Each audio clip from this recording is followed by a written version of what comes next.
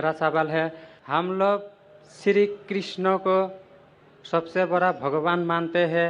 जब हम हिंदू शास्त्र पढ़ता हूँ, उन शास्त्रों में लिखा है कि श्री कृष्ण ने शंखचूड़ के बीवी तुलसी देवी को बलात्कार किया, तो क्यों हम एक बलात्कारी को भगवान माने?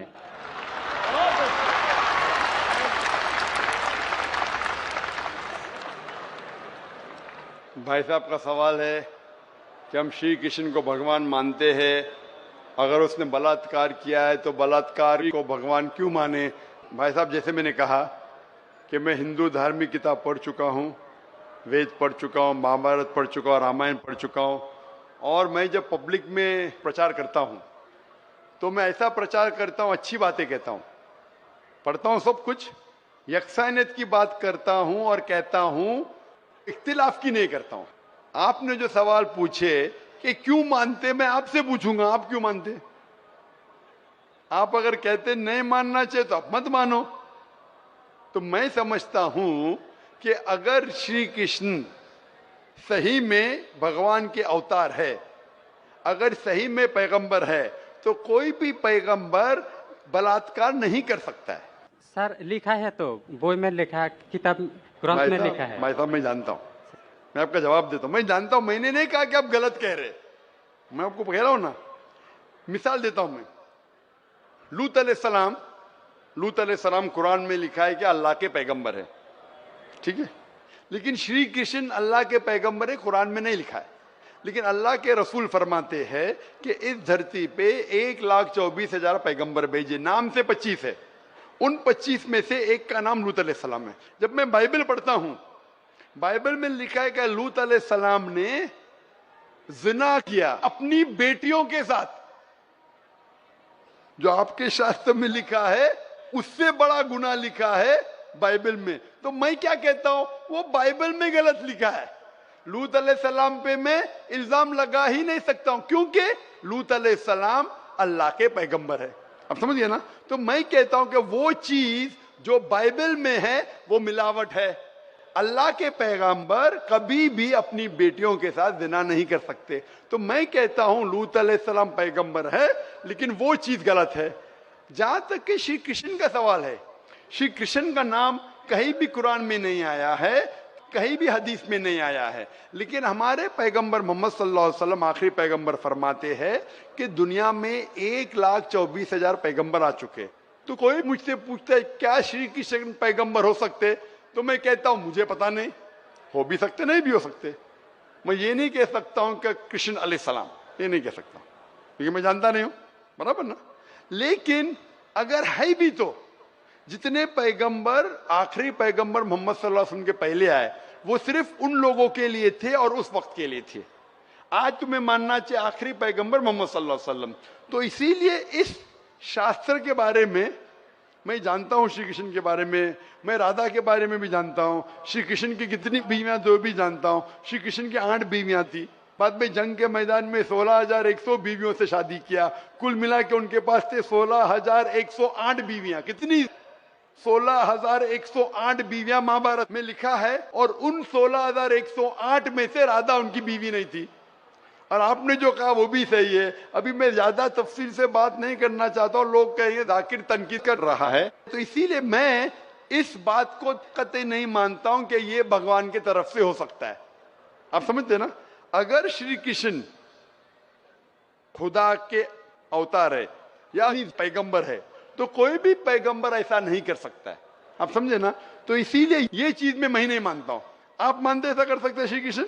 किताब में लिखा है तो लिखा है तो, लेकिन तो आप नहीं मानते हैं। बिल्कुल सही, बराबर। मैं भी नहीं मानता हूं, मैं भी नहीं मानता हूं, क्योंकि कोई भी भगवान के पैगंबर या अगर पैगंबर जो अच्छे इंसान, पैगंबर तो दूर की बात है, कोई भी अच्छा इंसान बलात्कार कर ही नहीं सकता। पैगंबर तो दूर की बात, आप समझे ना। कोई भी अच्छा धार्मिक इंसान बलात्कार नहीं कर सकता है, तो सवाल उठता ही नहीं। इसीलिए मैं लोगों के सामने ये सब पेश नहीं करता हूं, नहीं तो लोग बोलेंगे ये झगड़े लड़ा रहा है। आप समझे ना। मैं झगड़े लड़ाना नहीं चाहता हूं। कुरान में नहीं लिखे क्या, जो चीज यकसा नहीं है वो पेश करके लोग को लेके आओ। कुरान में लिखे जो यकसा है उसके बारे में बात करो, लोगों को करीब लेके आओ। तो मैं आपसे पूछना चाहता हूं कि आप मानते खुदा एक है? पहले और थोड़ा बोलने दो। बोलिए। तो ग्रंथ ग्रंथ में ऐसा क्यों लिखा गया है? कुरान में तो टॉप क्लास है, एक भी सवाल ऐसा नहीं है, क्लियर एकदम फर्स्ट क्लास है। क्यों लिखा बोलता हूं मैं, क्यों? क्योंकि जैसे मैंने पहले कहा कि वक्त के दौरान ये जितने किताबें कुरान के पहले आई वो महदूद थी, एक वक्त के लिए, एक लोगों के लिए। वक्त के दौरान बदलते गई और एडिशन आते गए। जैसा मैंने पहले कहा कि महाभारत असल में जब आप पूछेंगे पंडितों से, महाभारत सबसे पहली बार अर्जुन के ग्रैंडसन ने कहा था। महाभारत उस टाइम 8000 श्लोक थे। उसने दोस्तों से कहा, बच्चों ने बाप ने बेटे से कहा, फिर वो बाप ने बेटे से कहा, अपने बेटे से कहा, कहने कहने से हो गए 24,000 श्लोक। अभी 8000 से 24,000 16,000 तो कोई ना कोई लिखाएगा ना, खुदा ने थोड़ी लिखे, वो तो इंसान ने लिखे। आज के तारीख में 1 लाख श्लोक है, तो ये सब मिलावट है ना, तो ऐसे मिलावट आती गई। इसीलिए मैंने जब पूछा कि अगर 1 गिलास पानी है, साफ पानी है, 1 कतरा गटर का पानी आपके सामने डालूंगा, आपके सामने डालूंगा, गंदा पानी, काला पानी, 1 बूंद उसे मिलाऊंगा तो नजर नहीं आएगा। आप वो पानी पीएंगे? क्यों? मिलावट है। अगर चुपके से किसने मिलाया आपको नहीं पता तो शायद पी लेंगे, बराबर ना? तो जब पता चल गया कि मिलावट है बाकी शास्त्रों में, तो साफ और सुथरे शास्त्रों की तरफ आओ ना। इसमें एक भी मिलावट नहीं है। चैलेंज है कुरान में, कुरान का चैलेंज है। इसीलिए जो लोग तनकीद करने की कोशिश करते हैं, एक फेमस आदमी है विलियम मोर, जो बहुत तनकीद करता है इस्लाम का। तो ये विलियम मोर ने, जो सबसे ज्यादा कट्टर खिलाफ था इस्लाम के, 200 साल पहले लिखा कि एक वाहिद मजहबी किताब जो 100% अभी तक के हूबहू वही है, जरा भी मिलावट नहीं है, वो था ईसाई। उसने कहा वो कुरान है। तो जो तनकीद करने वाला ऐसा लिख रहा है कि 100% वाहिद किताब जो 100% अभी तक सही है वो कुरान है। तो इसीलिए अगर आपको पता चला कि बाकी किताबों में मिलावट है, तो आप सही किताब की तरफ आ जाओ, कुरान की तरफ। हमको मालूम है, लेकिन लोगों को नहीं मालूम है। तो लोगों को छोड़ो, आप क्यों नहीं पहले मान लेते? आपको मालूम, आपने अमल कर रहे, तो बाकी लोग क्यों अमल करेंगे भाई? लोग तो खराब नहीं देखता है, सिर्फ बोलता है अच्छा है, लेकिन लिखा तो हम शास्त्रों क्यों माने वो? तो मैं आपसे पूछता हूँ, आप क्यों मान रहे फिर? सिर्फ उसी तरह। और छोटा एक क्वेश्चन है, 2 मेरा क्वेश्चन है। पूछे। कल लाइन लेके आया लेकिन मौका नहीं मिला। ठीक है, अभी मौका मिलेगा इंशाल्लाह। बोलिए, पूछे। शिव को हम लोग भगवान मानते हैं। जब हम हिंदू शास्त्र पढ़ता हूँ, उनमें लिखा है शिव ने भिक्षा मांगकर अपने पेट पाला और नशे वाला चीज खाता था। तो एक भिखारी और नशे वाले को क्यों हम लोग भगवान माने? भाई साहब, मेरा जवाब वही है। मैं आपके शास्त्र पढ़ चुका हूँ। ये सब मैं तकरीर में बयान नहीं करता हूँ, क्योंकि मैं नहीं चाहता हूँ दूसरी किताब के बारे में तनकीद करूँ। ये मैं मानता हूँ जो आप बोलते बिल्कुल सही है, बिल्कुल सही फरमाते, लेकिन मैं ये सब बात करूँ तो दंगे फसाद हो जाएंगे ना। मैं अमन वाला आदमी हूँ ना। कुरान में भी नहीं लिखे कि लोगों की तनकीद करो। कुरान में लिखे सूरह अनाम में सूरह नंबर 6 आयत नंबर 108 के वो लोग जो दूसरे भगवान को पूछते हैं, गलत भगवान को पूछते हैं अल्लाह के अलावा, उनको गाली मत दो। बाकी लोग जो सही भगवान के अलावा दूसरे भगवान को पूछते हैं, उनको गाली मत दो, नहीं तो जहालत में वो अल्लाह को गाली देंगे। कुरान में लिखा है कि जो बाकी लोग जो अल्लाह के अलावा किसी और ईश्वर को पूछते हैं, उनको गाली मत दो, वरना जहालत में वो अल्लाह को गाली देंगे। इसीलिए जो आप बोलते बिल्कुल सही है। मैं कहाँ कहता हूँ गलत है? इसीलिए मैं आपको कहता हूँ कि सब चीज अगर गलत है तो आप सही रास्ते पे क्यों नहीं आते? आ गया, हम 2 भाई एक साथ। 2 भाई साथ में, माशाल्लाह। 2 सवाल 2 भाई। अच्छा, माशाल्लाह। भाई आपका नाम क्या है? आपका नाम क्या भाई? मेरा नाम सुब्रत पाल है। और आपका नाम? टोपू पाल। टोपू पाल, माशाल्लाह। 2 पाल इधर आ गए, माशाल्लाह। आप दोनों मानते हैं कि खुदा एक है? जी हाँ। आप दोनों मानते हैं कि बुत परस्ती गलत है, मूर्ति पूजा गलत है? जी हाँ। आप मानते हैं मोहम्मद सल्लल्लाहु अलैहि वसल्लम आखिरी पैगंबर है? जी हाँ। आप मानते हैं? आपको कोई भी जबरदस्ती कर रहा है इस्लाम कबूल करने के लिए? नहीं। कोई भी जबरदस्ती नहीं। कोई भी दबाव है? नहीं। आप अपनी मर्जी से करना चाहते? Yes sir. कोई भी रिश्वत दे रहा है? नहीं। इंशाल्लाह। तो मैं अरबी में कहूंगा, आप उसे दोहराइए। अशहदु अशहदु अल्लाह अल्लाह इलाहा इलाहा इल्लल्लाह इल्लल्लाह व अशहदु व अशहदु अन्ना अन्ना मुहम्मदन मुहम्मदन अब्दुहु अब्दुहु व रसूलुहु। व रसूलुहु। मैं शहादत मैं शहादत देता हूँ देता हूँ कि कि अल्लाह अल्लाह के अलावा के अलावा कोई माबूद नहीं कोई माबूद नहीं और मोहम्मद मोहम्मद सल्लल्लाहु सल्लल्लाहु अलैहि वसल्लम अलैहि वसल्लम उसके उससे पैगंबर पैगंबर और बंदे हैं। बंदे हैं। माशाल्लाह। सर मैं इससे पहले पापा के होटल में खा रहा था, अभी मैं अपना काम शुरू किया हूँ। तो मैं ये जानना चाह रहा हूँ कि हमारे में ये है कि आप अपनी कमाई का 10वां हिस्सा उन लोगों को देंगे जो चाहे सरदार हो या अदर कोई भी कास्ट के हो, तो जो उस लायक हैं उसको आप देंगे। तो सर मैं काम अभी शुरू किया हूँ, तो मैं ये जानना चाह रहा हूँ, तो अभी ये सरकार की तरफ से नियम है कि टैक्स भी हमें देना है अपनी इनकम का। तो इनकम का टैक्स जो देना है वो 10 में से क्या करना है उसका थोड़ा जानना चाहता हूँ सर। भाई का सवाल है कि उन्हें धंधा अलग किया अपने वालिद से और उनके मजहब में, और सही फरमाते कि 10वां हिस्सा 1/10 वो चैरिटी में देना चाहिए लोग को। तो ये पूछते हैं जो गवर्नमेंट टैक्स लेती है क्या वो चैरिटी में गिना जा सकता है? वो गवर्नमेंट अगर टैक्स लेती है और आपके मजहब के हिसाब से खर्चा करती है तो सही है, कोई भी गवर्नमेंट। बाद में मैं हिंदुस्तान पे आता हूँ। मिसाल के तौर पे कई मुस्लिम गवर्नमेंट है जो पूरे दुनिया में जो ज़कात लेती है अपने नागरिक से, लेकिन कुरान के हिसाब से खर्चा नहीं करती है, तो गलत है। लेकिन बहुत से मुसलमान मुल्क है जो ज़कात काटती है अपने नागरिक से और कुरान और हदीस के मुताबिक खर्चा करती है, तो फिर आपको फिर से ज़कात देने की जरूरत नहीं। हमारे इस्लाम में 10% कमाई का नहीं, 2.5% बचत का, और 2.5% बचत का अक्सर 10% कमाई से ज्यादा होता है।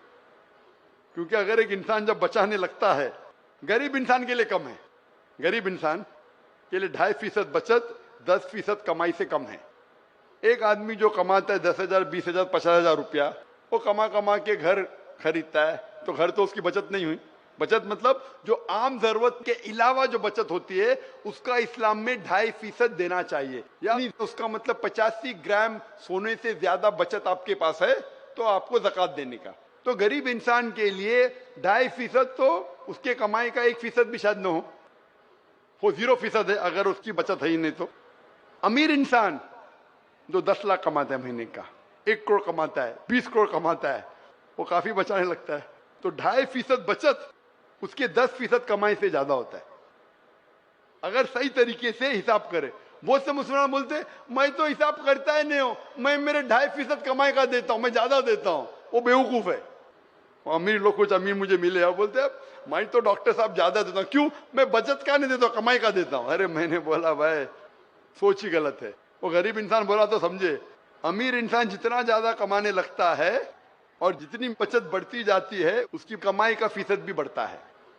तो इसके अंदर जो आपने मुझे पूछा कि आज जो गवर्नमेंट टैक्स लेती है, जितना मेरा इल्म है, जो आपके धर्म में लिखा हुआ है किस तरीके से खर्चा होना चाहिए, ये गवर्नमेंट वैसा खर्चा नहीं करती। तो ये टैक्स अलग है, आपका 10% अलग है। सेम थिंग मुसलमानों के लिए, ये टैक्स के अंदर वो 2.5% ज़कात नहीं गिन सकते। टैक्स जो देते इनकम टैक्स वो अलग है। इनकम टैक्स देने के बाद जो अपनी बचत होती है आपकी जायदाद की, मुसलमान 2.5% निसाब के ऊपर जो है वो देना चाहिए।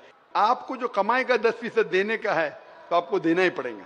टैक्स अलग है, क्योंकि टैक्स जो गवर्नमेंट खर्चा करती है, आपका सिखिज्म, आपका सिख धर्म जो कहता है वो गवर्नमेंट वैसा खर्चा नहीं करती है। तो आप क्योंकि इंडियन सिटीजन है और सिख भी है, आपको 10% भी देना है, टैक्स भी देना है। सेम चीज मुसलमान के लिए 2.5% ज़कात भी देना है अगर आप ज़कात के हकदार है, और टैक्स भी देना है अगर आप टैक्स के हकदार है। सर मैं बिजनेस के लिए सर बैंक गया था सर, तो सर वहाँ हमने एक लोन के लिए अप्लाई किया था। तो सर आप लोगों के काफी लोग, चूंकि यहाँ आबादी सर आप लोगों की ज्यादा है, तो उधर क्या होता है कि हमें ये प्रॉब्लम है कि लोन जल्दी मेरा पास नहीं हो रहा था। आप लोगों में ब्याज लेने देने के लिए तो मना किया गया है, लेकिन आपके लोग कतार में वहाँ हैं तो हमें परेशानी होती है। इसके बारे में थोड़ा साफ कर देते एक बार। बहन ने पूछा कि क्योंकि मुसलमान ज्यादा यहाँ हैं और मुसलमान में वो जानते हैं कि लोन लेना हराम, लोन लेना ने लोन ब्याज पे लेना हराम है। लोन ले सकते अगर ब्याज वाला लोन नहीं है, कर्जे हसन है तो रह सकते, लेकिन ब्याज पे लोन लेना हराम है और ब्याज पे पैसा रखना बैंक में भी हराम है। तो भाई साहब पूछ रहे कि आपके लोग क्यों कतार में खड़े, उनको परेशानी होती। एक चीज है, इन लोग गलती कर रहे, लेकिन आप अगर लोन नहीं ले पाते आपको खुश होना चाहिए। इन लोग खड़े दुखी है, मैं आपके साथ हूं, लेकिन आपको अगर लोन नहीं मिला मैं खुश हूं, क्योंकि भले आपके धर्म में मना है क्या नहीं है, आपको नुकसान तो होगा। मैंने तकरीर किया हूं, interest free economy promulgated by the Quran, के रिबा के बिना, ब्याज के बिना जो माशरा तरक्की करता है वो सबसे बेहतरीन तरक्की करता है। अभी मौका नहीं सवाल जवाब के अंदर कि मैं 2 घंटे की तकरीर करूं, लेकिन जो बिजनेसमैन ब्याज नहीं लेता है वो ज्यादा तरक्की करता है। मिसाल के तौर पे आज अगर आप शेयर करेंगे कंपनी की, जो कंपनी डेट फ्री है, अगर कंपनी, अक्सर बड़ी कंपनी का बैंक से लोन लेती है, वो क्या करती है, शेयर फ्लोट करती है। पब्लिक लिमिटेड शेयर फ्लोट करती है, बोलती ब्लॉक से बोलती आप पैसा लगाओ मेरे कंपनी में, जो मुनाफा होगा मिल बांट के लेंगे। तो ये कंपनी के लिए भी अच्छा है, लोग के लिए भी अच्छा है। ये जो ब्याज के वजह से अमीर आदमी और अमीर होता है, गरीब आदमी और गरीब होता है, अमीर आदमी और अमीर होता है, गरीब आदमी और गरीब होता है। इसीलिए ब्याज एक नासूर है माशरे के लिए। जो 2008 में जो क्राइसिस हुए थे, इकोनॉमिक क्राइसिस, पता है ना, सिटी बैंक, लीमैन ब्रदर्स, आप बिजनेसमैन हो तो जानते हैं ना, लीमैन ब्रदर्स का नाम सुनेंगे। सिटी बैंक जो 2008 में 4 साल पहले पूरा डिबैकल हुआ, पूरा गिरने लगा ब्याज की वजह से। तो इसीलिए ब्याज लेना देना गलत है। मेरी आपसे दरखास्त है कि आप कतार में मत खड़े रहो, अपने कोई भाई से बोलो भाई साथ में धंधा करेंगे, मिल बांट के खाएंगे, उसमें आपकी भी तरक्की होंगी, उनकी भी तरक्की होंगी और माशरा भी सुधरेगा। Hope the answer is question. अस्सलामु अलैकुम व रहमतुल्लाहि व बरकातुहू। जी खुशामदीद दोस्तों, उम्मीद करता हूँ ये वीडियो आपने पूरी देखी होगी। ये जो लड़का है जो आपको नज़र आता है, जिसने सवाल किया कि श्री कृष्ण इसने बलात्कार किया, तो यहाँ से आप अंदाज़ा लगा ले कि ये हिंदू मज़हब वाले, पता नहीं इसकी जहनीत कहाँ खो गई है। पूरी दुनिया में जितने भी मज़ाहिब है उन सब में जो सबसे गिरे हुए लोग आपको मिलेंगे ना, तो वो यही हिंदू मज़हब वाले मिलेंगे। क्यों? क्योंकि एक तो इनकी जो बुत होते हैं उनकी तादाद मालूम नहीं, कि पता नहीं कितने खुदाओं पे ये यकीन रखते हैं। दूसरी बात, इनकी जो हरकत और सकनात होती है वो बिल्कुल आपको हैरान कर देगी।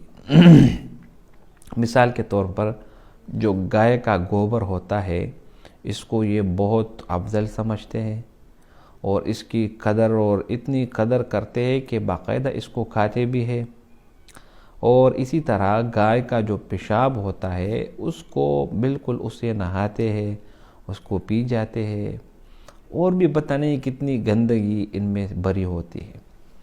तो गाय जो है ना, ये गाय को गाय माता बोलती है। यहाँ से आप अंदाज़ा लगा ले कि ये कितने गिरे हुए लोग हैं। दूसरी तरफ अल्लाह ताला की जितनी नेमतें हैं उन सबको तकरीबन इन्होंने अपने आप पर बंद किए हुए। अल्लाह ताला की जो नेमतें हैं, हलाल नेमतें हैं, उनको अपने ऊपर हराम किए हुए। हलाल जानवरों का गोश्त अल्लाह ताला ने हलाल करार दिया और उसको खाने से इंसान को फ़ायदा पहुंचता है, उसको ताकत मिलती है। जबकि यही हिंदू लोग उसको नहीं खाते। और क्यों नहीं खाते? वो ये समझते हैं कि गोश्त खाने से जो है ना, गोश्त खाने से बंदा जो है ना, वो जो जानवर होता है उसको तकलीफ़ पहुंचती है, इसको ज़बह ना करो वगैरह वगैरह। तो आप जब रास्ते में सफ़र बाइक चलाते हैं, आप गाड़ी चलाते हैं, आपके गाड़ी के टायर के नीचे कितनी चूंटियाँ, कितने छोटे छोटे कीड़े मकोड़े आपके गाड़ी के टायर के नीचे आते होंगे। तो फिर उसको भी आप मारते हो, उसका आपको हलाकत का डर नहीं होता और उसका दर्द आपके सीने में नहीं होता। इसी तरह ये जितने भी पौधे हैं ये भी जानदार है। ये पौधे जो होते हैं ना, ये भी आपको ऑक्सीजन फराहम करते हैं, ये भी सांस लेती है।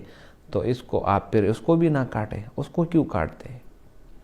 तो ऐसे गलत किस्म के अक़ीदे से भरे हुए लोग और ऐसे गलत किस्म की बयानिए वाले लोग, इसको पता नहीं, ये इसके भगवान भी पता नहीं क्या क्या कारनामे इन्होंने बनाए हुए। वीडियो बनाने का मकसद ये है कि दुनिया में ऐसे ऐसे नमूने और फार्मूले भी पाए जाते हैं, इसको ज़रा आप देखिए। तो डॉक्टर जाकिर नाइक ने बहुत बेहतरीन जवाब दिया। उम्मीद करता हूँ ये वीडियो आपको पसंद आई होगी। अगर वीडियो आपको पसंद आए इस चैनल को सब्सक्राइब करें। बहुत शुक्रिया।